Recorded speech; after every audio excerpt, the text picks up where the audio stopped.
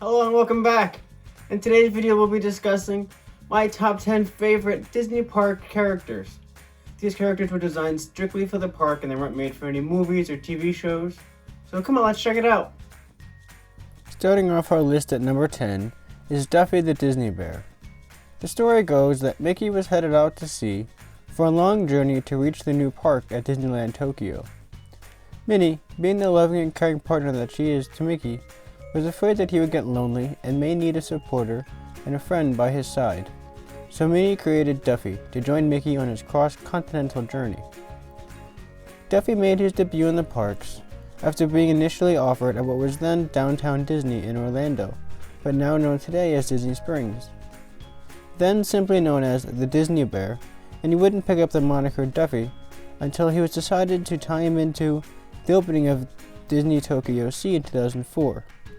When originally presented to Mickey by Minnie, she put Duffy into a duffel bag, thus eventually giving him the cute name he has today. Coming in at number 9 is John from the Carousel of Progress. First having appeared at the 1964 World's Fair, John has been taking us full circle from the early 1900s to today's modern age for over 50 years. Originally conceived as a marketing show for General Electric as a way to show off how far technology has come, how much easier it makes our lives, and as a way to feature new products, featuring everything from wood stoves to electric, to washboards and washing machines. The next time you're in Tomorrowland at Walt Disney World's Magic Kingdom, stop in at the Carousel of Progress for a nostalgic trip through the decades. Coming in at number 8 on this list is Sunny Eclipse, who is voiced by Cal David. This Zorky musician from the city of Unork on the planet of Zork has been serving up his own jokes and music from around the galaxy at Cosmic Ray's Starlight Cafe at Tomorrowland since the refurbishment in 1994. Sunny started out with his own backup singers back on Zork, but lost them after an unfortunate incident on Mars. Nowadays, if you can catch old Sunny, he is accompanied by his new backup singers called the Space Angels, but don't expect to see them on stage, however. The Space Angels are invisible. So next time you're traveling around Tomorrowland at Walt Disney World, find yourself in need of an intergalactic meal, check out Cosmic Ray's Starlight Cafe, and tune into Sunny and his Astro Organ. Coming in at number 7 is the Hatbox Ghost. This smiling specter has had quite the intricate past since making its debut in Disneyland's first Haunted Mansion in 1969. For many years, the ghost presence was not able to be found after technical issues that had him removed in the early 70s. Today he can be found in several haunted mansions throughout the world, but for Walt Disney World, he was given a makeover on May 9, 2015, almost 45 years since he had left. He would have returned to the parks again to smile at you, but instead, as you exit the attic, not enter it. The Hatbox Ghost also made a cameo on Disney's animated variety hour, The House of Mouse. Thanks to this ghoulie's haunting smile, he creeps his way onto our list and into our hearts. Coming in at number 6 is Jose, Michael, Pierre, and Fritz, the 4 lead birds on Disney's Enchanted Tiki Room. Voiced by Disney mainstays, Jose is voiced by Wally Bogue of The Absent-Minded Professor and The Love Bug. Michael, done by Fulton Burley, who was also in Snow White and the Seven Dwarfs. And the infamous Thurl Ravenscroft is the voice of Fritz, who can be found in such classics as The Haunted Mansion and The Jungle Cruise. And Pierre is voiced by Ernie Newton, who can be found in 1954's Brigadoon. These 4 birds have been introducing us to the Glee Club for over 50 years, and did you know that when Imagineers wanted to bring the show to Disney World, they wanted to call it Tropical Serenade? If you find yourself in Adventureland and in need of a place to rest your weary feet, check out the classic Enchanted Tiki Room for a showing of one of the earliest audio animatronic shows. Creeping their way in at number 5 is the Hitchhiking Ghosts. This tricky trio are a classic at both Disneyland and Disney World, and were the cause of many of my nightmares as a child, because I truly thought they were going to follow me home. But did you know that these three happy haunts actually have names? Ezra the skeleton is the sharpest dressed of the bunch and features a bowler's cap, which he tips to you while he joins you on an adventure back home. Then there's Gus, a hobbit-like ghost who features a large beard, long hair, and a ball and chain, leaving you to assume that he's a prisoner and just dying to get out. Last but not least, you have Phineas, who's a rather large ghost, both in stature and size.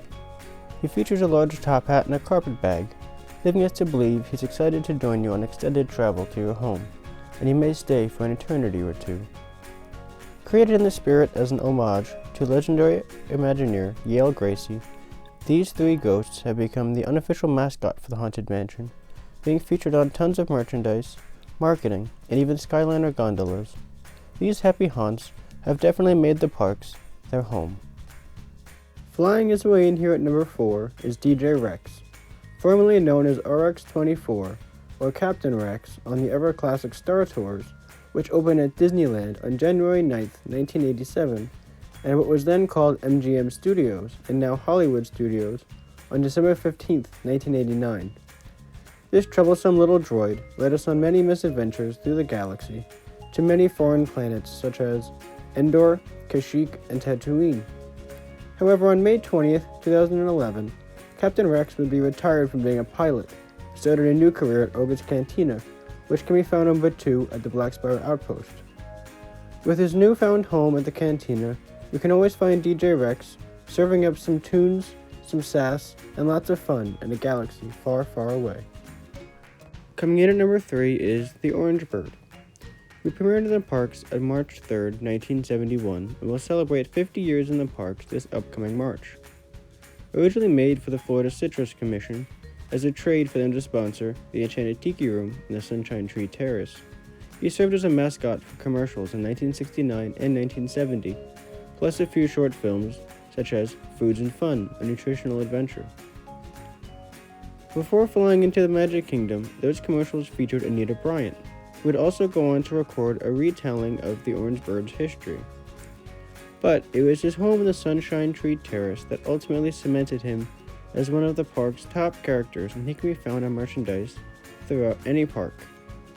Though essentially created as a bargaining token, Disney has been pleasantly surprised at how the Orange Bird's popularity has not only continued to only grow, but he is now featured in 2 locations in Disney World: the Sunshine Tree Terrace in Adventureland and the infamous Trader Sam's Bar, which can also be found at Disneyland Hotel and Disney's Polynesian Resort.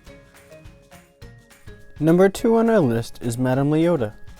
This ghostly spirit has been having a ball at Disney parks since the first Haunted Mansion opened at Disneyland on August 9th, 1969.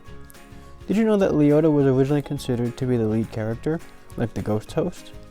An animatronic raven can also be found in every scene because he too was also considered to be the driving character of the attraction. For over 50 years, Madame Leota has been trying to reach somewhere beyond. And did you also know that the face of Madame Leota is past Imagineer Leota Toombs?